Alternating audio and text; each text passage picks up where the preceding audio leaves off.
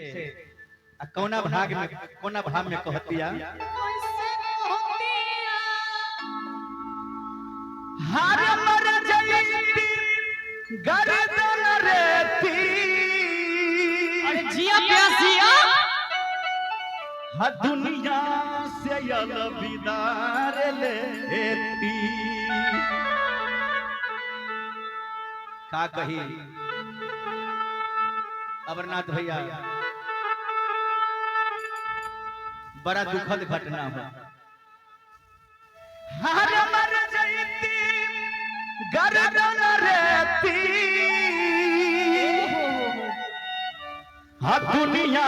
से अलविदार लेती। इधर आइए आप दोनों उधर रहिए मैं आप दोनों को बोल रहा हूँ कि सुन पगली रे थोड़ा भाव आइए कि सुन पगली रे आप लोग सपोर्ट करेंगे जी एक बार हल्ला करिए एक बार कि सुना पगली रे सुन लागे तोरा बिन संसार रे कि सुना पगली रे सुन लागे तोरा बिन संसार रे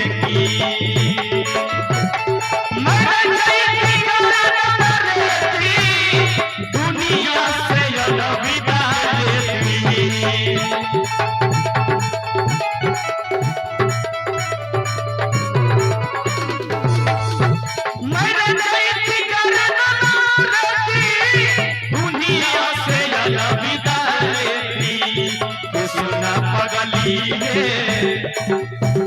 सुना पगली रे सुन लागे तोरा बिन संसार रे सुना पगली रे सुन लागे तोरा बिन संसार रे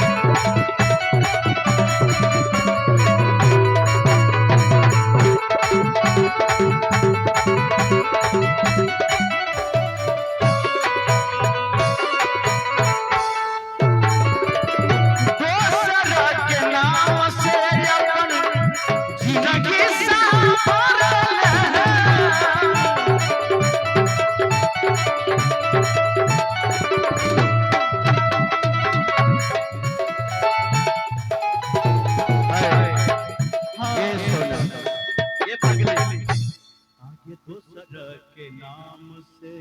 आगे जिंदगी सवारल हकेला के सोना हमार आगे जिंदगी उजारल आगे जिंदगी उजारल ये पगली दूसरा के नाम से तू जिंदगी सवारल है हमर जिंदगी तू उजाड़ दही के पगली हमरा है तो काने आबरल चाहिए हंसे हैं बेदर्द आगे सालो नहीं लगलो अब भुला के लगे ये सत बरती सनो देखियो सालो नहीं लागले एखने भुला गेले